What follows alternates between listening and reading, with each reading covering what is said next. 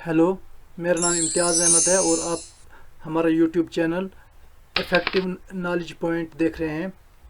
आज हम जिस टॉपिक पर बात करने जा रहे हैं वो Jammu and Kashmir service selection board JKSSB का एक बर्निंग टॉपिक रहता है। हर एग्ज़ाम में इस टॉपिक पर आपको क्वेश्चन मिल सकते हैं। तो इस टॉपिक का नाम है Jammu and Kashmir reorganisation act 2019। Jammu and Kashmir reorganisation act 2019। अगर हम इस टॉपिक की बात करें तो इसमें टोटल अगर हम बात करें कि इसमें 14 सेक्शन पार्ट्स हैं। कितने पार्ट्स हैं? 14। आपको क्वेश्चन ये भी आ सकता है कि इस जो Jammu and Kashmir reorganisation act है उसमें कितने पार्ट्स हैं, तो आपको पता होना चाहिए इसमें टोटल पार्ट्स 14 हैं। अगर हम शेड्यूल्स की बात करें तो इसमें 5 शेड्यूल्स हैं। तो यहाँ से भी क्वेश्चन आपको आ सकता है। और इसमें सेक्शंस कितनी है? सेक्शन 103 सेक्शन है। ये 3 क्वेश्चन यहाँ से आपको आ सकते हैं। तो अगर आपको इसमें डिटेल पढ़ना है तो आपको जो है मैं इस वीडियो में पूरी डिटेल से समझाता हूँ।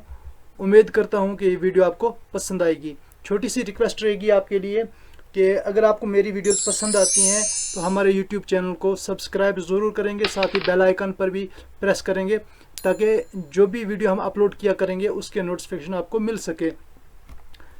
तो चलते हैं इस वीडियो की तरफ।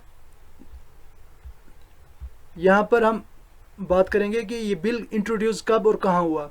बिल इंट्रोड्यूस किया था हमारे होम मिनिस्टर, जो होम अफेयर्स मिनिस्टर जो है, होम मिनिस्टर अमित शाह, उन्होंने इसको राज्यसभा में इंट्रोड्यूस किया था 5 अगस्त 2019 को। तो उसके बाद जब यहाँ से ये पास हो जाता है उसके बाद ये लोकसभा में भी पास होता है दूसरे दिन 6 अगस्त 2019 को। यहाँ पर भी पास होने के बाद फिर ये चले जाता है अप्रूवल के लिए प्रेसिडेंट साहब के पास, जहाँ पर 9 अगस्त 2019 को जो है प्रेसिडेंट का इसको अप्रूवल मिल जाता है। उस टाइम हमारे प्रेसिडेंट थे रामनाथ कोविंद। तो यहाँ पर बहुत सारे क्वेश्चन बन जाते हैं। देखो, पहले जब ये कौन बिल कहाँ पर इंट्रोड्यूस हुआ? राज्यसभा में हुआ। तो राज्यसभा में किसने इसको इंट्रोड्यूस कराया? तो अमित शाह ने इसको इंट्रोड्यूस कराया था। दूसरी बात, अगर हम बात करेंगे लोकसभा में ये कब ये पास हो जाता है? 6 अगस्त 2019 को। आगे चलकर हम बताएंगे आपको कि राज्यसभा में कितने मेंबर्स ने इसको फेवर किया और कितने अगेंस्ट रहे। इसी तरह लोकसभा में कितने लोग इसमें फेवर। तो ये इफेक्टिव कब हुआ, कम इनटू इफेक्ट हुआ? ये 31 अक्टूबर 2019 को, 31 अक्टूबर 2019 को।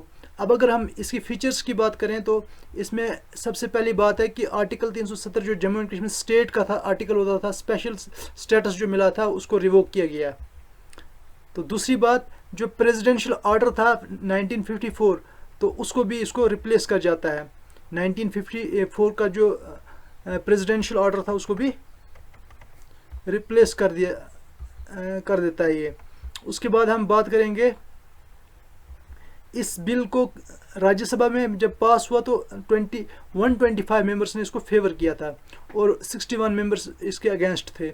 इसी तरह से लोकसभा में जो है इसमें 370 वोट्स को मिलते हैं फेवर में और अगेंस्ट इसके 70 वोट्स हो जाते हैं। इस तरह से ये बिल राज्यसभा और लोकसभा में पास हो जाता है। इसमें अब जो इम्पॉर्टेंट हाइलाइट्स वाले जो क्वेश्चन है जो अक्सर एग्जाम्स में पूछे जाते हैं, तो अंडर सेक्शन 13 के तहत, जैसे कि मैंने आपको बताया इसमें कितने सेक्शन है? 103 सेक्शन है।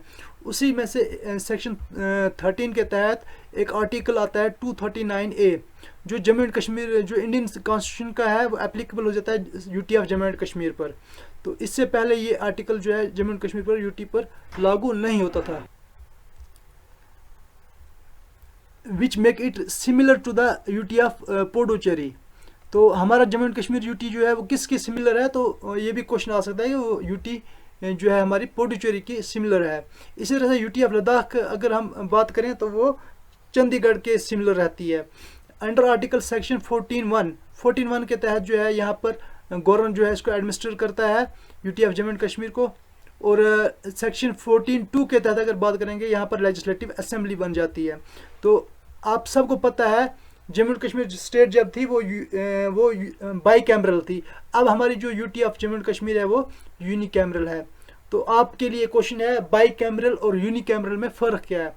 तो अगर जिस स्टूडेंट्स को इस चीज़ के बारे में जानकारी है तो वो कमेंट सेक्शन में ज़रूर इसको शेयर करेंगे। सेक्शन 58 ये यूटी ऑफ लद्दाख की बात करता है। सेक्शन 58 अंडर आर्टिकल किस आर्टिकल के तहत आता है, हम उसकी भी बात करेंगे। तो पार्ट कौन सा है इसमें हम आगे चलकर उसी पर बात करेंगे। सेक्शन 58 के तहत यूटी ऑफ लद्दाख जो है एडमिनिस्ट्रेट करता है प्रेसिडेंट। जो एक्टिंग प्रेसिडेंट होगा वो इसको जो एडमिनिस्टर करेगा थ्रू गवर्नर, लेफ्टिनेंट गवर्नर। और ये आर्टिकल किस आर्टिकल के तहत आता है, 239, आर्टिकल 239 के तहत आता है। तो इसको जो लेफ्टिनेंट गवर्नर है उसको भी अपॉइंट करता है प्रेसिडेंट, एक्टिंग प्रेसिडेंट उसको अपॉइंट करता है। यहाँ तक बात क्लियर है। आगे चलते हैं हम। इसमें सीट्स की अगर हम बात करें तो जैसे state of Jammu and Kashmir में भी लोकसभा सीट्स 6 हुआ करती थी, यहाँ पर भी 6 हैं, लेकिन यहाँ पर डिवाइड कर दिया गया है। यूटी ऑफ लद्दाख के लिए जो है 1 सीट को अलॉट किया गया है और वो सेक्शन 10 के तहत। अब अगर हम अलॉटमेंट ऑफ सीट्स की बात करें तो आपको पता होना चाहिए सेक्शन 10 यहाँ पर के तहत जो है अलॉट हो जाती हैं। UT of Jammu and Kashmir के लिए 5 सीटें अलॉट की गई हैं, ये भी सेक्शन 10 के तहत होती है।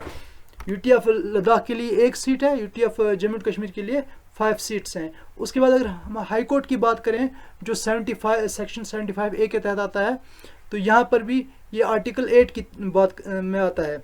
हाई कोर्ट की बात करें तो यहाँ पर जो जम्मू कश्मीर का हाई कोर्ट है वो दोनों यूटी ऑफ लद्दाख और UT of Jammu and Kashmir के लिए जो है काम करेगा, फंक्शन करेगा।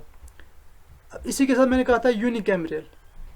UT of Jammu and Kashmir जो है वो यूनिकैमरल है क्योंकि इसमें लेजिस्लेटिव असेंबली, सिर्फ लेजिस्लेटिव असेंबली, लेजिस्लेटिव काउंसिल जो है वो उसको डिसॉल्व कर दिया गया है। इसी तरह से जो है ये किस सेक्शन के तहत आती है, 14(2) के तहत। यूटी ऑफ लद्दाख जो है वो विदाउट लेजिस्लेटिव असेंबली है, ना उसमें लेजिस्लेटिव काउंसिल है ना लेजिस्लेटिव असेंबली, वो सिर्फ गवर्नर जो है लेफ्टिनेंट गवर्नर उसको एडमिनिस्टर करेगा। इसमें अब अगर ड्यूरेशन की बात करें हम तो 5 साल का ड्यूरेशन है। जैसे कि आप सब जानते हैं जम्मू एंड कश्मीर स्टेट की अगर हम बात करते थे वहाँ पर 6 साल की ड्यूरेशन होती है लेजिस्लेटिव असेंबली की, तो यहाँ पर जो है 5 साल कर दी गई। अब ये यूटी बन चुकी है तो इसलिए इनने इसी के तहत जो है इंडिया के साथ इसको मिलाने की बात की है। तो और इसमें 5 साल जैसे इंडिया में रहता है तो यहाँ पर भी ने इस UT of Ladakh, UT of Jammu and Kashmir को भी 5 साल के लिए ड्यूरेशन कर दिया लेजिस्लेटिव असेंबली का। तो ये सेक्शन कौन सी है, सेक्शन 17। आपको यहाँ पर ये क्वेश्चन आ सकता है कि लेजिस्लेटिव असेंबली की जो ड्यूरेशन है वो 5 साल कर दी गई है, वो किस सेक्शन के तहत है। या आपको ये भी आ सकता है कि सेक्शन 17 जो है UT of Jammu and Kashmir है वो किस चीज़ को डिफाइन करती है। तो यहाँ पर ये इस तरह से क्वेश्चन आ सकते हैं। आप इसको आराम से बारीकी से पढ़ेंगे तो इंशाल्लाह आपके एग्जाम बहुत जल्द क्लियर हो जाएंगे।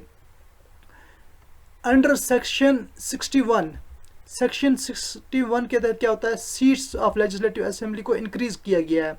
कौन सी सेक्शन है, सेक्शन 61 के तहत। सेक्शन 61 के तहत जो है लेजिस्लेटिव असेंबली की जो सीट्स हैं वो इंक्रीज कर दी गई हैं, कितनी, 107 से 114। तो आम तौर पर आप जब ये पिछली बार ये क्वेश्चन आया था उसमें भी ये इस चीज़ को डिस्कस किया गया था। तो अगर एसटी और एससी की रिजर्वेशन की बात करें वो किस सेक्शन के तहत है, 14(6) के तहत है। लेफ्टिनेंट गवर्नर जो है कितनी, लेफ्टिनेंट गवर्नर सेक्शन 15 के तहत, सेक्शन 15 के तहत लेफ्टिनेंट गवर्नर जो है वो 2 वुमेन्स को नॉमिनेट कर सकता है। कितनी वुमेन्स को नॉमिनेट कर सकता है, 2 वुमेन्स को नॉमिनेट करता है लेजिस्लेटिव असेंबली में। लेजिस्लेटिव असेंबली में 2 औरतों को जो है, 2 वुमेन्स को लेफ्टिनेंट गवर्नर जो है नॉमिनेट कर सकता है। अगर हम बात करें जो पीओके में 24 सीट्स वैकेंट रहती हैं, रिमेन वैकेंट्स रहती हैं, क्योंकि वहाँ इलेक्शन तो करा नहीं सकते, तो वहाँ पर जो है इसको जैसे कि इंडियन गवर्नमेंट या हमारा जो मौक़िफ़ है वो ये है कि हम ये जम्मू एंड कश्मीर पूरा जो है इंडिया की टेरिटरी में आता है, तो इसलिए उन्होंने क्या किया है, इसको 24 सीट्स को पीओके के लिए जो है वैकेंट रखा है। ये अंडर सेक्शन किस सेक्शन की में ये आता है, 14(4)A के तहत। ये सेक्शंस आपको रिवाइज करनी पड़ेंगी बार बार, उसके बाद ये जाकर याद रहेंगी। तो ये मैंने आपको पहले बता दिया कि इसमें कितने पार्ट्स हैं, 14 पार्ट्स हैं पूरे reorganisation of Jammu and Kashmir में। तो 5 शेड्यूल्स हैं और 103 सेक्शंस हैं। इसके लिए हमें एक सेपरेट वीडियोस बनानी होगी। मैं अगली वीडियोस इंशाल्लाह इस शेड्यूल्स और सेक्शन पर लेकर आऊँगा। तो अब हम डिस्कस करते हैं पार्ट्स।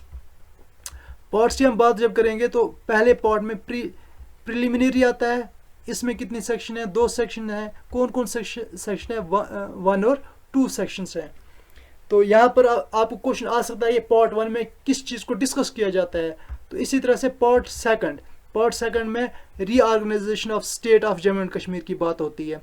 पार्ट सेकंड में किस चीज़ की बात होती है, reorganisation of state of Jammu and Kashmir. इसमें कितनी सेक्शंस हैं, 5 सेक्शंस हैं। कितनी सेक्शन है, 5 सेक्शन है। कौन कौन सी है, 3, 4, 5, 6, 7, ये 5 सेक्शन है, 3 to 7 तक है। इसी तरह से ये बहुत इंपॉर्टेंट, ये चीज़ इंपॉर्टेंट रह जाती है, इस चीज़ को आप याद रखेंगे कि पार्ट सेकंड किस चीज़ को डिस्कस करता है, ये क्वेश्चन पूछते रहते हैं। इसी तरह से पार्ट थर्ड की अगर बात करेंगे, इसमें रिप्रेजेंटेशन ऑफ लेजिस्लेचर, इसमें काउंसिल्स ऑफ द स्टेट्स की भी बात करते हैं। 50 सेक्शंस हैं। टोटल कितनी सेक्शन है, हम पूरी सेक्शन तो याद नहीं कर पाएंगे, जो स्टूडेंट याद करेगा वो तो बेहतर है, लेकिन जिस स्टूडेंट को याद नहीं रहेंगी, बहुत सारी इंपॉर्टेंट सेक्शंस हैं जो हमने आगे चलकर डिस्कस करेंगे, तो उनको तो लाजमी याद करना ही करना है, क्योंकि उनमें से कोई ना कोई क्वेश्चन आपको पूछ सकते हैं, इसलिए उन सेक्शंस को याद करना बहुत ज़रूरी है। इसी तरह से पार्ट 4 की ये पार्ट 4 है, ये बहुत इंपॉर्टेंट है, इस चीज़ का अक्सर वो क्वेश्चन करते रहेंगे। जैसे administration of UT of Ladakh की बात करता है, पार्ट 4 किस चीज़ की बात करता है, administration of UT of Ladakh की बात करता है। इसमें सेक्शन कौन सी है, 58, ये सिर्फ एक ही सेक्शन इसमें है, सेक्शन है, तो इसमें पार्ट 4 जो है वो बहुत इंपॉर्टेंट रहता है। इसी तरह से पार्ट 5 है, बहुत इंपॉर्टेंट है, क्योंकि इस पर अभी फिलहाल ही रिपोर्ट उन्होंने सबमिट कराई है। डिलिमिटेशन ऑफ कॉन्स्टिट्यूंसी की बात करता है। आगे चलकर हम इस पर भी एक वीडियो लेकर आएंगे, क्योंकि ये एक डिटेल टॉपिक है, तो इस पर भी हम एक वीडियो लाएंगे।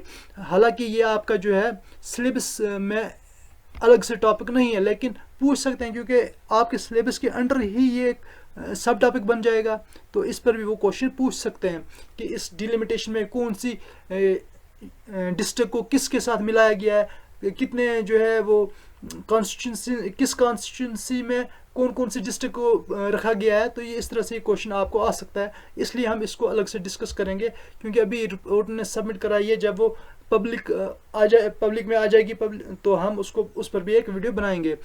पार्ट 5 डिलिमिटेशन ऑफ कॉन्स्टिट्यूंसी की बात करता है, ये बहुत इंपॉर्टेंट है, हो सकता है इस बार ये क्वेश्चन पक्का पूछेंगे। तो डिलिमिटेशन ऑफ कॉन्स्टिट्यूंसी में पार्ट 5 जो है बहुत इंपॉर्टेंट है। पार्ट 4 किसके लिए है, पार्ट 4 है लद्दाख के लिए, यूटी ऑफ लद्दाख के लिए। पार्ट 5 किसके लिए है, यूटी ऑफ ये डिलिमिटेशन ऑफ कॉन्स्टिट्यूंसी में। इसमें कितनी सेक्शन है, 6 सेक्शंस है, 59 से लेकर 64 तक। उसके बाद एससी और एसटी की बात करते हैं, क्योंकि डिलिमिटेशन में एससी और एसटी की बात भी हुई है, तो ये भी इंपॉर्टेंट बन जाता है। इसमें पार्ट कौन सा है, पार्ट 6 में। ये अब देखो एक पैटर्न से बना लो कि पहले लद्दाख की बात होती है, फिर डिलिमिटेशंस की बात होती है, और डिलिमिटेशंस के बाद बात होती है एससी और एसटी की। इसी तरह पार्ट 4, पार्ट 5, पार्ट 6। अब पार्ट 6 के बाद पार्ट 7 में जो है वो मिसलेनियस और ट्रांजिशनल प्रोविजंस है।